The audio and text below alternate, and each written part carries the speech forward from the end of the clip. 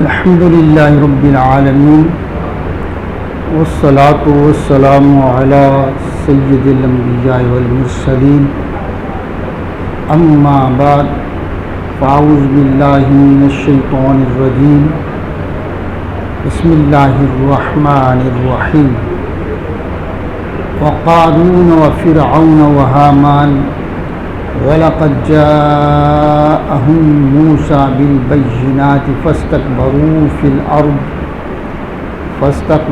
فِي الْأَرْضِ وَمَا كَانُوا سَابِقِينَ صدق اللہ العظیم۔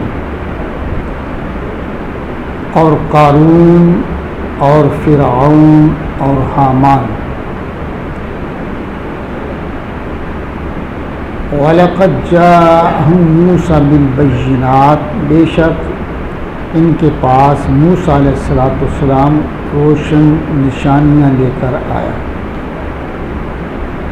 فَاسْتَكْبَرُوا فِي الْأَرْضِ، تو انہوں نے زمین میں تکبر کیا۔ وَمَا كَانُوا سَابِقِينَ، اور وہ ہم سے نکل کر جانے والے نہ تھے۔ اس میں اللہ جل مجدہ نے پیچھے جن کا ذکر ہے، قارون کا، فرعون کا، حامان کا، تو یہ قارون یہ بنی اسرائیل پر مسلط کیا گیا تھا، ہے بنی اسرائیل سے تھا، اور حضرت موسیٰ علیہ السلام کا رشتے میں ہم زیادہ تھا۔ اللہ تعالیٰ نے اس کو بہت سارا خزانے عطا فرمایا۔ اس کے بارے میں آتا ہے کہ 70 کچروں پر اس کے خزانے کی چابیاں آتی تھیں، اتنا بڑا خزانہ تھا اس کے پاس۔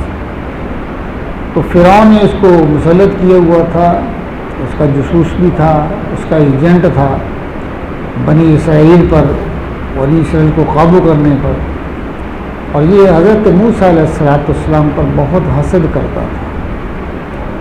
اور یہ ہاں ایک بات یاد رکھیں کہ اپنے ہی حسد کرتے ہیں، جو آپ پر جتنا قریبی ہوگا نا حسد اسے ہوگا، تو یار کو کیا اس سے تعلق ہے۔ اور امام غزالی رحمہ اللہ نے احیاء علوم الدین کے اندر باقاعدہ ایک باب باندھا ہے اس پر، اپنوں سے حسد۔ تو اس کو بڑی تکلیف تھی کہ موسیٰ علیہ السلام کو نبوت کیوں ملی ہے، اس کو اپنے خزانے پر بڑا ناز تھا۔ اور یہ جب اسے کہا گیا تو کو اللہ کے راستے میں دے، تو جو اللہ نے دیا ہے، تو اس نے کہا اللہ نے کیوں دیا ہے، یہ تو میری اپنی محنت ہے، اور مجھے ڈب آتا ہے کاروبار کا، میں ماہر معاشیات ہوں اور اچھے طریقے سے کام کر سکتا ہوں، میرے پاس علم ہے اس چیز کا، کام کیسے کرنا ہے، خود میں نے کمایا، اللہ کیسے دیا۔ اللہ جل مجدہ نے اس کو اور اس کے خزانے کو زمین کے اندر دنسا دیا۔ دوسرا شخص فرعون ہے، جو اس علاقے کا بادشاہ تھا، مطلقاً عنان بادشاہ تھا، جس نے بے شمار بنی اسرائیل کے بچوں کو قتل کیا، حاملہ عورتوں کے حمل کو گرا دیا، یوں ہی بچہ پیدا ہوتا اس کو قتل کر دیتا، کس ڈر سے کہ میری سلطنت کو ختم کرنے والا بچہ آنے والا ہے۔ نجومی نے یہ بتایا تھا، اس کو یہ پتہ نہیں ہے اگر اللہ نے یہ لکھ دیا ہے، نجومی تو یہ بتا رہے ہیں، اتنا جاہل آدمی تھا، اور جو اللہ سے دور ہو جاتا ہے نا اللہ اسے عقل چھین لیتا ہے۔ تب یہ لفظ ہیں، نجومی تو یہ کہہ رہے ہیں کہ وہ بچہ پیدا ہوگا پھر تیری سلطنت کو ختم کرے گا، تو انہیں جاہل بچوں کو کیوں قتل کر رہا ہے، کیوں نہ حق قتل کر رہا ہے، وہ تو آئے گا اور اللہ کی تدبیر سے آئے گا۔ اللہ نے موسیٰ علیہ السلام کس تدبیر سے اس کے محل تک پہنچا دیا، تاکہ پتہ چلے کہ بہترین تدبیر اللہ جل مجدہ کی۔ اور حامان یہ اس فرعون کا یہ وزیر تھا، یہ بھی فرعون کے ساتھ ہی غرق ہوا۔ اللہ فرماتے ہیں سب کو ہم نے ہی ہلاک کیا تھا، ہم نے غرق کیا ان سب کو۔ وَلَقَدْ جَاءَهُم مُوسَى بِالْبَيِّنَاتِ، بے شک ان کے پاس موسیٰ علیہ السلام روشن نشانیاں لے کر آیا۔ جس کے پاس اللہ جل مجدہ کی واضح نشانیاں آ جائیں یا ان کا مطالبہ کر دیں اور پھر بھی وہ انکار کریں تو پھر اللہ کا عذاب آتا ہے، پھر اللہ کا عذاب آتا ہے۔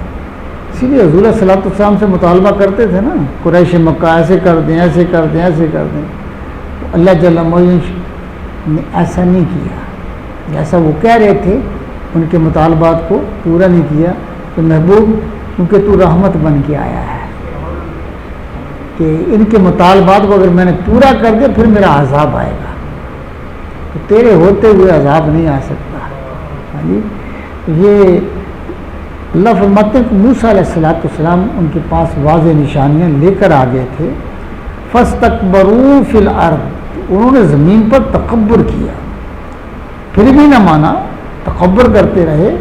تو یہ کبریائی جو ہے کہ اللہ کو زیب دیتی ہے، مخلوق کو زیب نہیں دیتی۔ تکبر نہیں کرنا چاہیے، جو تکبر کہے گا وہ مارا جائے گا۔ اس کی بارگاہ میں ہر وقت عاجزی کرتے رہنا چاہیے۔ اللہ جتنی نعمتیں دیں اتنے زیادہ عاجز ہو جاؤ، اس کی حمد کرو، اس کا شکر کرو۔ وما كانوا سابقین، اور وہ ہم سے نکل کر جانے والے نہ تھے۔ اس کا معنی یہ ہے کہ وہ ہمارے عذاب سے بچ کر نہیں رہے، وہ سمجھتے ہم بچ جائیں گے یا میری سلطنت سے نکل جائیں گے یا میرے عذاب سے بچ جائیں گے، یہ نہیں ہو سکتا۔ وَكُلًّا أَخَذْنَا بِذَنبِهِ، ان سب کو ہمارے ان کے گناہوں کی وجہ سے ہم نے ان کی پکڑ کی۔ وَمِنْهُمْ مَنْ أَرْسَلْنَا عَلَيْهِ حَاصِبًا، ان میں ایک قوم وہ تھی جس پر ہم نے پتھراؤ کیا، پتھروں کی بارش کی، اور وہ پتھر کیا تھے؟ آگ سے تپائے ہوئے تھے۔ قوم لوط کے پر جو بارش ہوئی نا پتھروں کی، سنگریزوں کی، وہ آگ میں گرم کیے ہوئے تھے، دوزخ کی آگ میں، اور پھر وہ پھینکے جاتے تھے جسم کے اوپر سے اور جسم کے اندر سے نکل کر پار ہو جاتے تھے۔ اس طرح کا عذاب تھا۔ اللہ فرماتے ہیں کہ ہم نے ان پر پتھروں کی بارش کی، وَمِنْهُمْ مَنْ أَخَذَتْهُ الصَّيْحَةُ، اور ان میں سے وہ بھی تھے جن نے چنگھاڑ نے آ لیا، یعنی آواز ایسی ہے جس سے زلزلہ پیدا ہو گیا۔ ہاں جی، وَمِنْهُمْ مَنْ خَسَفْنَا بِهِ الْأَرْضِ، اور ان میں سے کسی کو ہم نے زمین کے اندر دنسا دیا، جیسے قارون کو۔ وَمِنْهُمْ مَنْ أَغْرَقْنَا، اور ان میں وہ بھی ہیں جنہیں ہم نے پانی کے اندر غرق کر دیا، جیسے نوح علیہ السلام کی قوم کو، اور موسیٰ علیہ السلام کے مقابل جو فرعون تھا اس کی اور اس کی پیروکاروں کو اللہ تعالیٰ نے پانی میں ڈبو دیا۔ وَمَا كَانَ اللَّهُ لِيَظْلِمَهُمْ، اور اللہ کی یہ شان نہیں ہے کہ ان پر ظلم کریں، اللہ کسی پر ظلم نہیں کرتا ہے۔ وَلَكِنْ كَانُوا أَنفُسَهُمْ يَظْلِمُونَ، ہاں وہ خود انہوں نے اپنی جانوں پر ظلم کیا، شرک کیا، اللہ کو مانا ہی نہیں۔ ہاں جی، توحید پرست نہ ہوئے بلکہ بت پرست رہے، اور بھیجے ہوئے رسول کے احکام کو نہ مانا، اور ان کی رسالت پر ایمان نہیں لے کے آئے، تو یہ تو خود وہ اپنے آپ پر ظلم کر رہے تھے۔ اللہ نے ظلم نہیں کیا ہے، ان کے ان گناہوں کی وجہ سے، ان کے کفر کی وجہ سے اللہ تعالیٰ نے ان پر عذاب نازل کیا ہے۔ مثل الذین اتخذوا من دون اللہ اولیاء، اب اللہ تعالیٰ مثال بیان فرما رہا ہے ان کی مثال جنہوں نے اللہ کے سوا اور مالک بنا لیے، اللہ کے سوا اور ولی بنا لیے، اللہ کے سوا اور کسی کے سامنے جھکتے رہے، اللہ کے سوا کسی اور سے مدد طلب کرتے رہے، اللہ کے سوا کسی اور کو اپنا حاجت روا سمجھتے رہے۔ یعنی عقیدہ کیا ہونا چاہیے کہ حقیقی حاجت روا کون ہے؟ اللہ۔ حقیقی مدد کرنے والا کون ہے؟ اللہ۔ اور حقیقی مالک کون ہے؟ اللہ۔ کمثل عنکبوت، ان کی مثال مکڑی کے جالے کی طرح ہے۔ مکڑی کا جالا دیکھا آپ نے؟ ہاں جی، اتخذت بیتا، اس نے جالے کا گھر بنایا ہے. جو اس کا گھر ہوتا ہے وہ جالے کا بنا، باریک جالا ہوتا ہے، تھوڑی سی تیز ہوا چلے ختم، ریزہ ریزہ ہو کر کے نیچے گر جاتا ہے. ہاں جی، بچہ کوئی ایسے کر دے ہاتھ سے تب بھی نیچے گر گیا. تو ان کی مثال کیا ہے کہ وہ گھر جو ہے مکڑی کا اس کی مانند ہے. وَإِنَّ أَوْهَنَ الْبُيُوتِ لَبَيْتُ الْعَنكَبُوتِ، اور اللہ فرماتا ہے کہ سب سے کمزور ترین گھر جو ہے وہ مکڑی کا گھر ہے. گھروں کی کئی صورتیں ہیں، آپ نے دیکھا نا، انسانوں کے گھر تو ہے ہی مضبوط ہوتے ہیں، اسی طرح درندے ہیں وہ غاروں میں رہتے ہیں، پرندے ہیں انہوں نے گھونسلے بنائے ہوتے ہیں. ہاں جی، پھر بڑے بڑے مضبوط گھونسلے ہوتے ہیں، جتنی چاہے ہوا چلے بارش چلے اس کے اندر داخل نہیں ہوتی. وہ بیا ہوتا نا، ایک بیا دیکھا اس کا کتنا خوبصورت گھر ہوتا ہے. ہاں جی، اور کس طرح اس نے بنا ہوتا ہے، اور ایسا ہوتا ہے کہ اس کے اندر جتنی بھی تیز ہوا چلے وہ ٹوٹتا نہیں، اپنی ڈانی سے ٹوٹتا نہیں ہے، ہلتا ہے لیکن ٹوٹتا نہیں ہے. پھر جتنی چاہے بارش ہو جائے اس کے اندر بارش بھی داخل نہیں ہوتی. تو ہر ایک نے اپنے اللہ کی دی توفیق سے گھر بنایا. اللہ فرماتا ہے لیکن مکڑی کا گھر سب سے زیادہ کمزور ہوتا ہے. جس طرح مکڑی کا گھر جو ہے وہ بہت کمزور ہے، اللہ فرماتا ہے ان کے عقائد بھی بڑے کمزور ہیں. یہ سمجھتے ہیں بچ کے نکل جائیں گے، نہیں، اللہ فرماتا ہے میرا عذاب بڑا شدید ہے. ان کے سارے مکر بہت کمزور ہیں. لو کانوا یعلمون، کیا ہی اچھا ہوتا اگر یہ جان لیتے، بہتر ہوتا اگر یہ حقیقت کو پا لیتے. ان اللہ یعلم ما یدعون من دونہ من شیء، اور اللہ جانتا ہے جس چیز کی اس کے سوا پوجا کرتے ہیں. اللہ کو جہاں پتہ ہے کہ پتھروں کی پوجا کر رہے ہیں، پتھروں کے سامنے سر جھکا رہے ہیں. ہاں جی، اللہ فرماتا ہے مجھے علم ہے، مجھے علم ہے.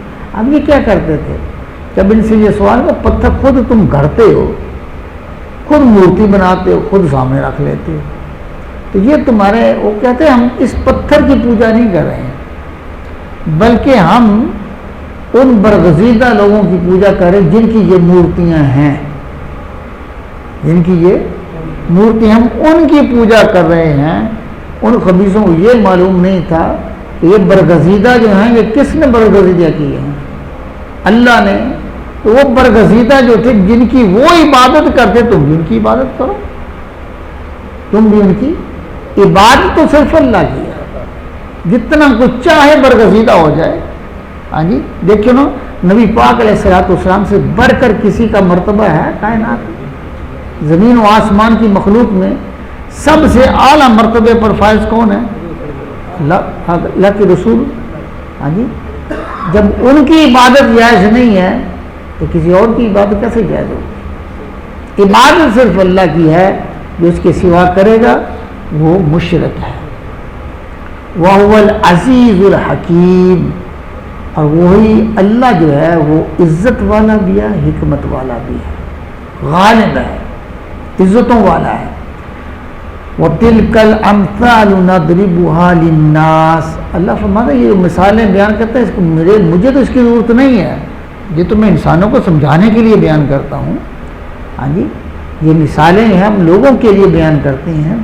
وَمَا يَعْقِلُهَا إِلَّا الْعَالِمُونَ، اور انہیں نہیں سمجھتے مگر علم والے.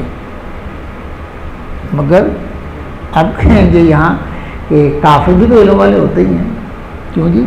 ابو جہل تھا، وہ ابو الحکم کہلاتا تھا، لوگ اس کو عالم مانتے تھے. ہاں جی، بڑے بڑے شعراء زمانے جاہلیت میں اسلام نہیں لے کے آئے، بڑے بڑے خطیب جو ہیں وہ اسلام لے کے نہیں آئے. یہ تو نہیں ہو سکتا. پھر اگر ہم یہ کہیں کہ علم والے جو ہے نا وہی جو ہے نا سمجھ سکتے ہیں مثالوں کو اور ایمان لے کے آئیں گے، تو اس سے معنی یہ نہیں ہے. اس علم سے مراد یہ ہے کہ جس کو اللہ تعالیٰ نے وہ نور عطا فرمائے علم کے ذریعے، جس نور کی وجہ سے وہ اللہ کا قرب پا سکے اور اللہ کی نشانیوں کی پہچان کر سکے، اور ان نشانیوں کو پا کر وہ اللہ تک پہنچ جائے. اس سے مراد وہ عالم ہے۔ خلق اللہ السماوات والارض بالحق، اور اللہ نے آسمان و زمین حق بنائے ہیں۔ کیا مانا؟ اللہ نے زمین و آسمان کی تخلیق کو اتنا خوبصورت بنایا اور اتنا منظم بنایا ہے کہ ایک لمحہ کے لیے بھی اگر یہ نظام آگے پیچھے ہو جائے تو سب کچھ تباہ ہو جائے، قیامت برپا ہو جائے۔ ایک لمحہ کے لیے بھی یہ نظام شمسی جو ہے، اگر ایک لمحہ کے لیے بھی اس کے اندر جتنے مدار ہیں، جتنے سیارے چل رہے ہیں، جتنے ستارے ہیں، وہ ایک لمحہ کے لیے بھی آگے پیچھے ہو جائیں گے تو سب کچھ تباہ ہو جائے گا، دوسرے ٹکرا جائیں گے۔ تو یہ اللہ تعالیٰ کا کام ہے اور کسی کا کام نہیں ہے، یہ کسی کی اور قدرت نہیں ہے۔ اللہ فرماتا ہے یہ حق سے مراد یہ ہے کہ یہ اتنا منظم نظام جو ہے یہ کسی کی تخلیق، کس کی تخلیق ہے؟ اللہ کی تخلیق ہے۔ ہاں جی، ان فی ذلک لآیۃ للمؤمنین، اس میں نشانیاں ہیں۔ یہ نشانی تو ہر ایک کے لیے ہے نا، زمین پہ ہر کوئی بس رہا ہے، یہ زمین و آسمان کا جتنا نظام ہے اس سے ہر کوئی فیض یاب ہو رہا ہے۔ کیوں جی؟ چاند کی چاندنی سے ہر کوئی فیض یاب ہو رہا ہے، سورج کی روشنی سے، اس کی حرارت سے۔ آپ نے دیکھا نہیں ہے کافر بھی اس سے فیض یاب ہو رہے ہیں، مومن بھی ہو رہے ہیں، منافق بھی ہو رہے ہیں، داہریہ بھی ہو رہے ہیں، ہاں جی، یہودی بھی ہو رہے ہیں، عیسائی بھی ہو رہے ہیں، ہر کوئی سے مضر۔ لیکن نشانی اللہ فرماتا ہے یہ ہے میری نشانیاں، لیکن پتہ کیوں نہیں چلے گا؟ جن کے دلوں میں ایمان ہے۔ ان فی ذلک لآیۃ للمؤمنین، اللہ نے مومنین کا ذکر کر کے فرمایا یہ نشانیاں ہیں، لیکن کن کے لیے؟ جن کے دلوں میں ایمان ہے۔ جن کے دلوں میں ایمان ہے وہ اللہ تک پہنچنے کے لیے ایمان کے سوا کچھ نہیں ہے۔ جس کے دل کے اندر ایمان نہیں ہے وہ اللہ تک نہیں پہنچ سکتا، اور اسی لیے اس ایمان کا جو ہے یہ نور دے کر اللہ تعالیٰ نبی کو بھیجتا ہے کہ میری مخلوق تک یہ پہنچا دے۔ جس کے دل کے اندر یہ نور آئے گا وہی میرے تک پہنچ سکتا ہے۔ وآخر دعوانا ان الحمد للہ رب العالمین۔